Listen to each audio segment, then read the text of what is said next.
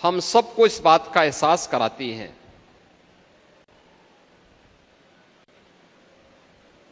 हमने उसको इतिहास के रूप में नहीं माना, हमने उसको किसी उत्सव के रूप में माना।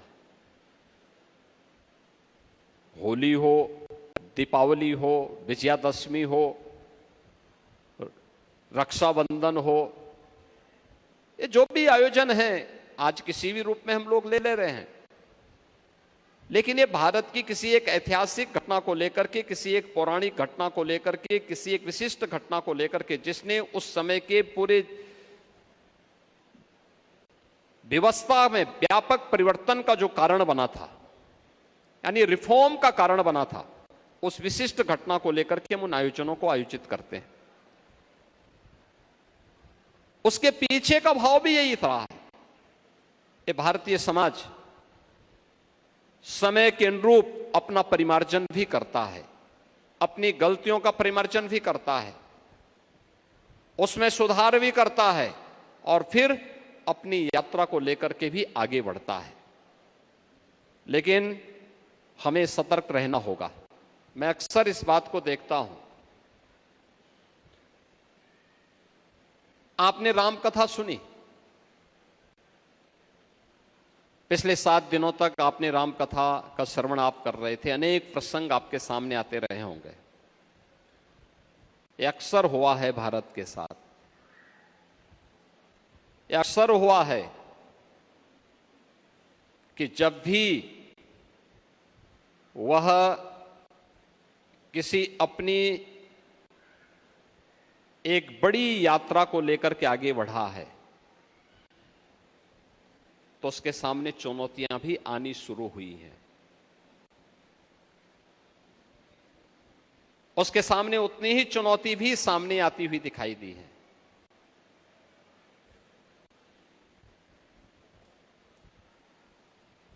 भगवान राम का राज तिलक होना था, लेकिन परिवार में ही फूट डाल करके राज तिलक की बजाय उनको वनवास कर दिया गया।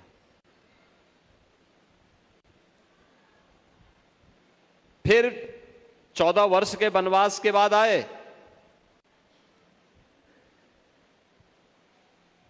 जब राम राज्य की स्थापना के काज के माध्यम से संपूर्ण भारत में उत्सव का माहौल था, फिर मां जानकी को वनवास हो गया।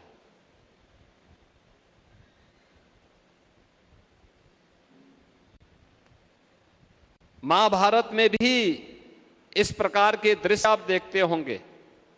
इंद्रप्रस्थ जब अपने वैभवशाली परंपरा को लेकर के आगे बढ़ रही थी, तो महाभारत का शंखनाद हो गया। याद करिए उस कालखंड को भी जब ये भारत का स्वर्ण युग कहा जाता था। चंद्रगुप्त मौर्य और चाणक्य की जोड़ी ने भारत को दुनिया के सबसे वैभवशाली राष्ट्रों में से एक बनाकर, याद करना, भारतीय संस्कृति को, भारतीय परंपरा को और भारत को अस्थिर करने के लिए किए जाने वाले इन सब प्रयासों के प्रति हर व्यक्ति को जागरूक होना होगा। और आज के दिन पर मेरा मानना है कि जब हम गुरु पूर्णिमा के अवसर पर हैं तो गुरु का मतलब ही होता है वह हर व्यक्ति, एक व्यक्ति के बड़ा भाई भी, माता पिता भी, स्कूली गुरु भी, दीक्षा गुरु भी, ये सभी गुरु के समान पूज्य माने गए। इन सबको भी तो अपने दायित्व का निर्वहन करना चाहिए। हमारी समस्या क्या है कि हम अपनी बला को दूसरों पर टालने का प्रयास करते हैं। यानी मां बाप की जिम्मेदारी समाप्त, बड़े भाई की जिम्मेदारी समाप्त, दादा दादी की परंपरा समाप्त,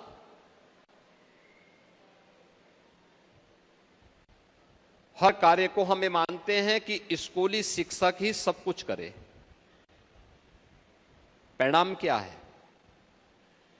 आपने यहां 7 दिनों के इस राम कथा के इस पावन आयोजन के अवसर पर कथा व्यास जी के श्रीमुख से उन बातों को सुनने का प्रयास भी किया होगा। नहीं सुना है तो सुनने का प्रयास करना चाहिए। एक परिवार में 5 लोग हैं, पांचों लोग मिलकर के आधा घंटा 1 घंटा बैठ करके चर्चा नहीं करते, अच्छी बातों पे चर्चा नहीं करते। अपने स्वयं के सुख दुख की चर्चा भले ही कर देते होंगे, अपने स्वयं के सुविधा की चर्चा जरूर करते होंगे, लेकिन क्या कभी एक सकारात्मक भाव के साथ तनाव मुक्त होकर के अच्छा करने के लिए कुछ कभी सोचने का प्रयास हुआ?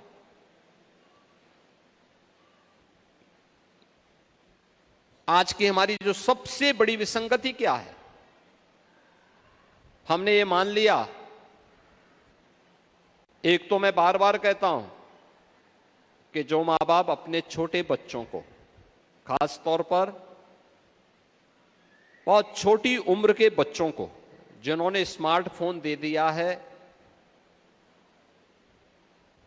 वे अपने पुत्रों के और अपने पाल्यों के कितने हितैषी हैं ये तो ईश्वर ही जाने, लेकिन मैं मानता हूं कि वह अच्छा नहीं कर रहे हैं।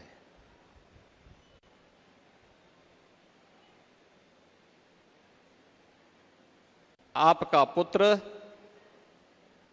अपने अमूल्य समय में से 5 से 6 घंटे केवल स्मार्टफोन पे खर्च कर रहा है, उसकी आई साइट जा रही है, उसकी सोचने की सामर्थ्य समाप्त हो रही है, वह डिप्रेशन का शिकार हो रहा है। अनेक घटनाएं ऐसे सामने आ रही हैं जिसमें कुछ ऐसे कार्यक्रमों को देख करके युवा ऐसे आत्मघाती कदम उठा दे रहे हैं जो किसी भी सभ्य सोसाइटी को शोभा नहीं देती है और जिसको कोई भी मां बाप स्वीकार नहीं करता। उनको पीड़ा होती है, लेकिन उनके हाथ से बात निकल चुकी होती है। कारण है हम अपनी समस्याओं पे ज्यादा व्यस्त हो गए हैं। और याद रखना, जीवन में अगर आप समाधान पर विश्वास करेंगे तो आपको रास्ते मिल जाएंगे। जीवन में रास्ता बनाना हो तो समाधान पर चर्चा करिए, लेकिन जब समस्याओं में उलझे रहेंगे तो वह आपके लिए उतनी ही बाधा भी खड़ा कर देगा। समस्याएं हमेशा जीवन में बाधाएं खड़ी करती है और समाधान के बारे में सोचने पर अपने आप रास्ते निकलते हैं और हम उस रास्ते को निकालने का प्रयास करें मिल बैठ करके परिवार के अंदर समस्या का समाधान का रास्ता हमने निकाला। कुछ देर प्रयास करना चाहिए, अपने बच्चे को समझाइए। अगर वह 5 घंटे स्मार्टफोन पे चिपका हुआ है, या आप भी स्वयं पहले अपने आप से शुरुआत करिए। अगर 5 घंटे आप स्मार्टफोन में पड़े हुए हैं तो पहले आप प्रयास करिए कि एक दिन सप्ताह में ऐसा तो हो जिस दिन आप अपने स्मार्टफोन का इस्तेमाल न कर रहे हो। कोई एक दिन निकाल तो दो। तो मैं देखता हूं बहुत सारे लोग, ये तो कठिन होता है कि बहुत सारे लोग सप्ताह में एक दिन मौन व्रत धारण करते हैं, बहुत सारे लोग करते हैं, लेकिन एक सामान्य उसमें कठिन होता है।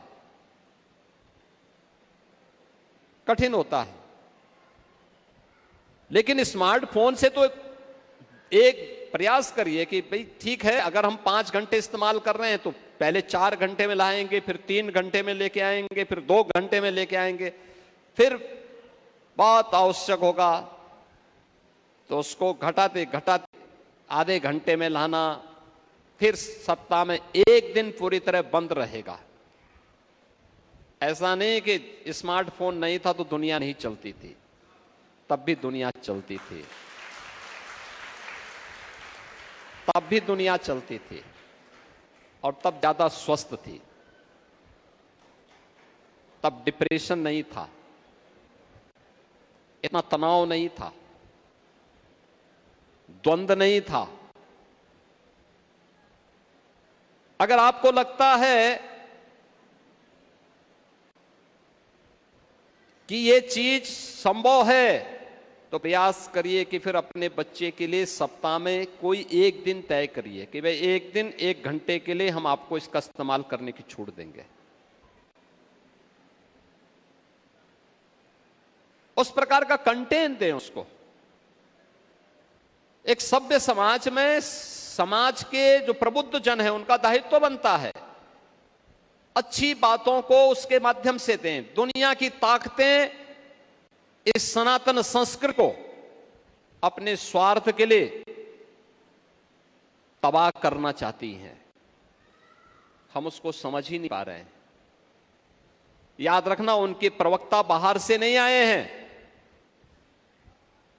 इसी समाज से निकले हुए बहुत सारे लोग उनके प्रवक्ता बनकर के, आप ही की वेशभूषा में बन करके वे समाज को डसने का प्रयास कर रहे हैं। और जो मैंने कहा ना, सनातन की पावन धारा के बीच में कुछ विषधर आकर के उसको अपवित्र करना चाहते हैं, उससे सतर्क हमें रहना पड़ेगा।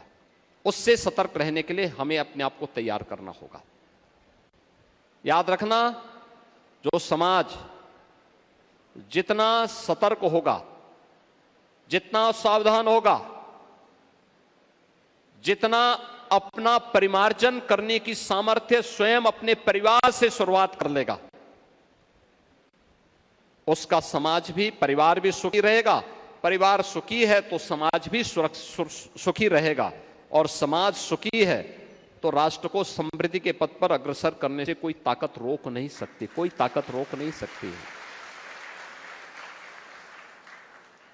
ये दुनिया को अच्छा नहीं लगता जो भारत की यात्रा चल रही है, जो भारत की बेहतरीन यात्रा प्रगति की चल रही है, यह दुनिया के तमाम देशों को अच्छा नहीं लगता।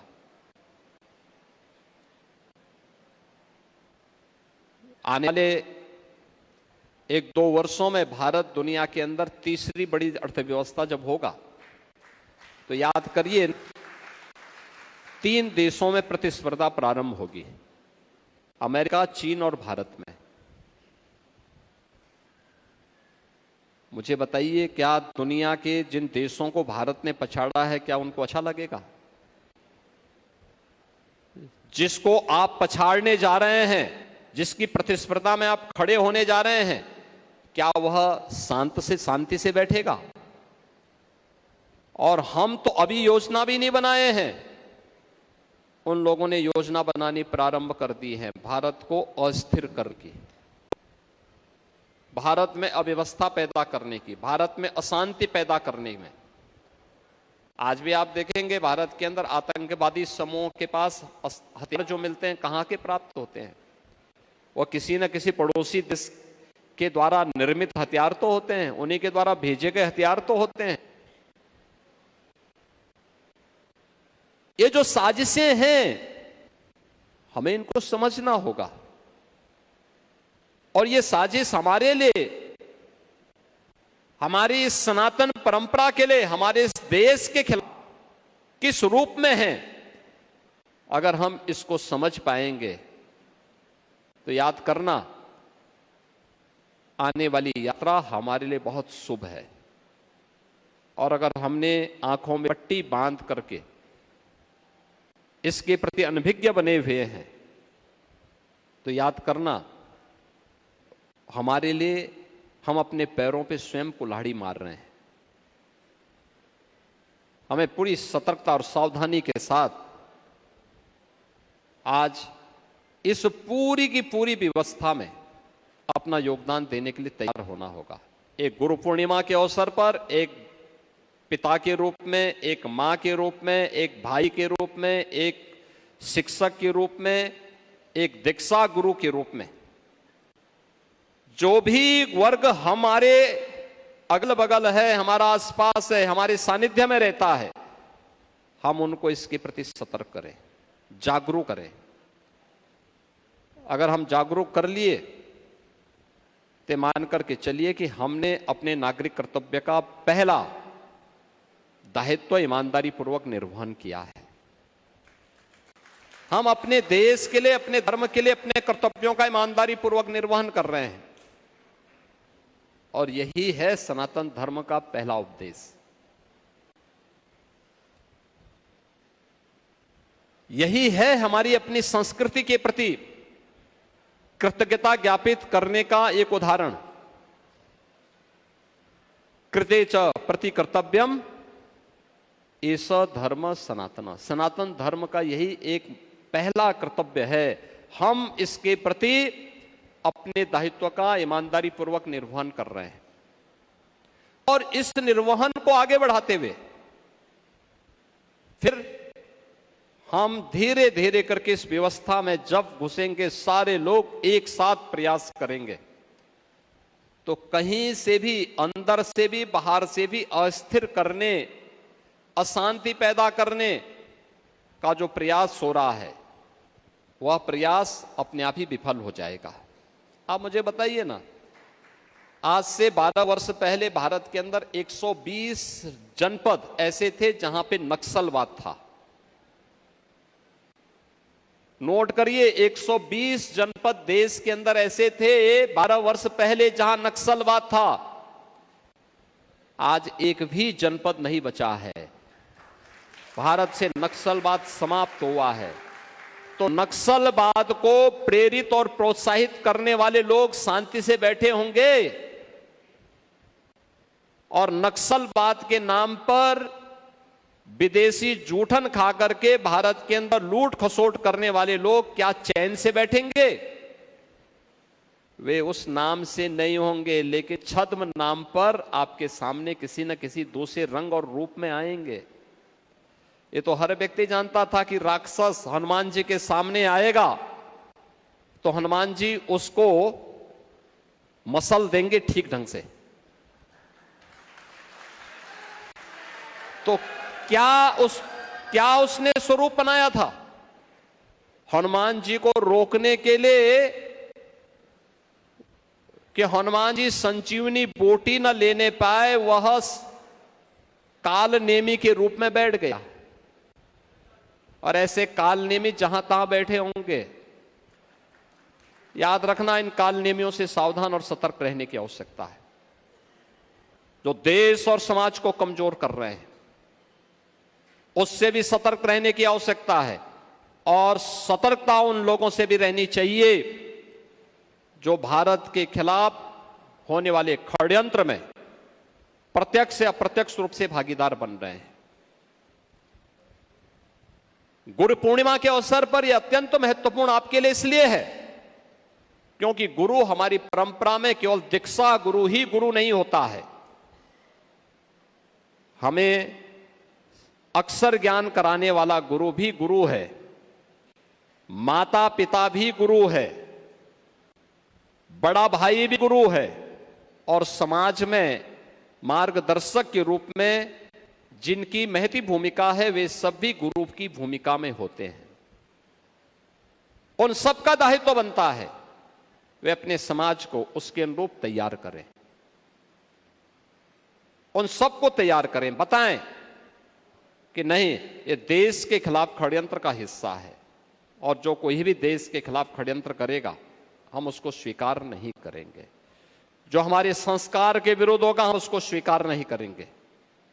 जो हमारे मूल्यों और आदर्शों के विपरीत होगा हम उसको स्वीकार नहीं करेंगे। बहुत सारे लोग ऐसे हैं, वे पश्चिम की हवा में इतने बह गए हैं। जब हम दुर्गा पूजा करते हैं तो बिके हुए चेहरे उसी समय कहते हैं, नहीं साहब हम तो चंड मुंड की पूजा करेंगे। आप चले जाइए ना दिल्ली में, आपको जेएनयू में इस प्रकार के बहुत सारे भटके हुए लोग मिलेंगे। वे चंड मुंड की पूजा करके उसको महिमा मंडन करने का प्रयास करते हैं।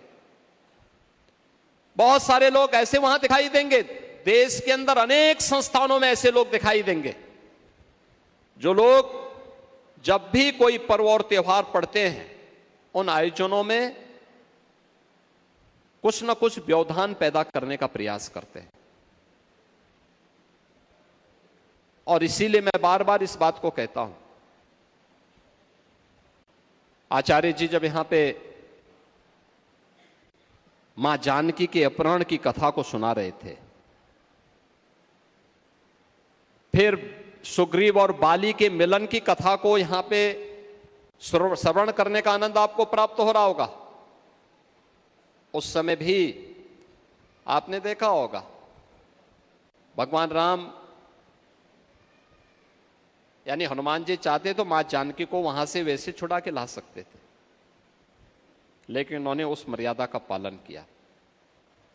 मां जानकी ने भी मना कर दिया।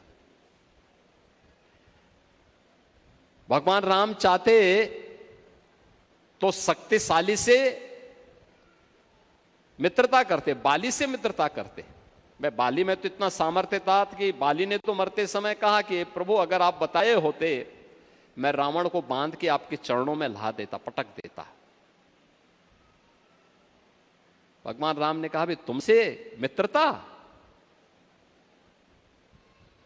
काम तुम शत्रुता का करते हो। अपने छोटे भाई की पत्नी को जबरन रख लेते हो और तुम जैसे पापी से मित्रता। देखिए उदाहरण है आज के समाज के लिए, घटना हजारों वर्ष पुरानी है, लेकिन मित्रता किससे? सुग्रीव से स्वयं पीड़ित है और उसकी मदद तब जब उसकी मदद भगवान पहले स्वयं करते हैं, तब उससे मदद भी लेते हैं। आप सोचो रावण हो या बाली, दोनों ने मातृशक्ति का अपमान किया, बदले में क्या मिला? मौत।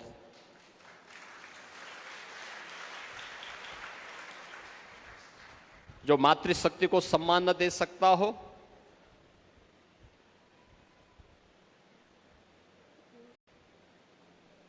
जो मातृभूमि को सम्मान न दे सकता हो, उन लोगों के साथ इसी प्रकार की कठोरता का व्यवहार होना चाहिए। और मुझे लगता है वह आज आता है, चाहे वह मातृभूमि हो या मातृशक्ति हो, दोनों का सम्मान और दोनों के संवर्धन के लिए समाज को हमेशा जागरूक रहना होगा। और जागरूक क्रम में गुरु पूर्णिमा के अवसर पर मैं आप सबसे कहूंगा, समाज को जागरूक करिए, खूब उसको आगे बढ़ाने का काम करिए, अपने अपने दायित्वों का निर्वहन, इसकी शुरुआत अपने परिवार से करिए। छोटे बच्चे रोते हैं, कुछ देर तक रोने दीजिए, उसको ही बचपन से ही सही दिशा में ले जाने का आपको आने वाले समय में बड़ा सुकून देगा। और नहीं तो एक दिन विपत्ति जरूर दे देगा। अगर स्मार्टफोन के चक्कर में पड़ा तो, उसके किसी भी उसमें फंसा तो अनावश्यक रूप से आपके लिए संकट पैदा करेगा, समाज के लिए भी खड़ा करेगा। यह आज सबसे बड़ी आवश्यकता है, हम इन चीजों के प्रति सावधान हों, अपने समाज के प्रति और अपने देश के बारे में सोचें। मैं आज के इस अवसर पर कथास के रूप में यहाँ पे पिछले 7 दिनों से जिन्होंने अपने श्रीमुख से इस पावन कथा के श्रवण इस वर्ष भी यहाँ के श्रद्धालुओं को उपलब्ध करवाया है, ऐसे आचार्य शांतनु जी महाराज और पूरी टीम को मैं आयोजन समिति की ओर से, गोरक्षपीठ की ओर से हृदय से साधुवाद देता हूं, उनका अभिनंदन करता हूं। सभी यजमानों के साथ साथ सभी श्रद्धालु जनों को, क्योंकि मैं हर दिन कथा के बारे में जानकारी लेता था कि कथा का आयोजन कैसे चल रहा है, तो मुझे बताया जाता था कि अच्छा चल रहा है, लोग आ रहे हैं, कथा का आनंद ले रहे हैं और उन प्रसंगों से अभिभूत होकर के भी उसका समर्थन भी करते हैं। यह आत्मसात करने का माध्यम है। अच्छे तथ्यों को हम अपने जीवन में अंगीकार करें। वो अलग विषय है कि कथा के 7 दिनों में जब अंतिम समय में आरती होती थी तब कालीबाड़ी के बाबा आते थे। पहले बाबा के लिए कठिन होता है। ऐसा दिन में 1 बजे से 5 बजे तक बाबा के स्वयं अपने अनुष्ठान चलते हैं। तो उस अनुष्ठान में वे व्यस्त रहते हैं, तो उनको फिर आते आते तब तक 5:45 हो जाते थे, तब 5:45 बजे तक पहुंचते थे, तब तक आरती का समय हो जाता था। तो ये तो था कि बाबा की उपस्थिति उस कार्यक्रम में रहती थी। वो कल भी मेरा कार्यक्रम पूछ रहे थे कि मैं कितने बजे आ रहा हूं, तो उन्होंने बजाज ने उन्हें बता दिया कि 5:30 बजे। तो ठीक 5:30 बजे आए, जबकि मैं दिन में ही आ गया था। मैं इसीलिए दिन में आ गया था कि भाई बाबा कितने बजे पहुंच रहे देख रहे। तो जब मैं रात को जब मैं फिर एक कार्यक्रम के बाद फिर शाम को 5:30 बजे आया, तब बाबा यहाँ मौजूद थे। लेकिन अपने नियम के बाबा भी पक्के हैं, अपने नियमों के अनुसार कार्य करते हैं। और आज समय की थोड़ी बाध्यता है, आप लोगों को भी और कथा व्यास जी को भी अपने व्यस्त दिनचर्या में आगे के कार्यक्रमों में जाना है। अन्यथा बाबा का भी भजन, 1-2 भजन सुनने की इच्छा आप सबको भी रही होगी। और कथा व्यास जी भी कह रहे थे कि उनके बाबा के भजन को सुनना चाहते हैं, लेकिन बाबा ने कहा नहीं, अलग से कोई कार्यक्रम करेंगे तब। लेकिन मैं गुरु पूर्णिमा के अवसर पर आप सबको हृदय से बधाई देता हूं, आप सबको अपनी शुभकामनाएं देता हूं। शिवतारी भगवान गोरक्षनाथ जी से प्रार्थना करता हूं कि वह आपके जीवन में सदैव सुख, शांति और मंगल ही मंगल की कामना करें। इस विश्वास के साथ आप सबके प्रति मेरी मंगल में शुभकामनाएं हैं। पावन कथा का आयोजन अभी आरती के साथ विश्राम को प्राप्त होगा। इसके उपरांत भंडारे का आयोजन है, प्रसाद लेकर के ही आप सभी यहां से जाएंगे। इन्हीं शब्दों के साथ आप सब के प्रति मेरी मंगल में शुभकामनाएं।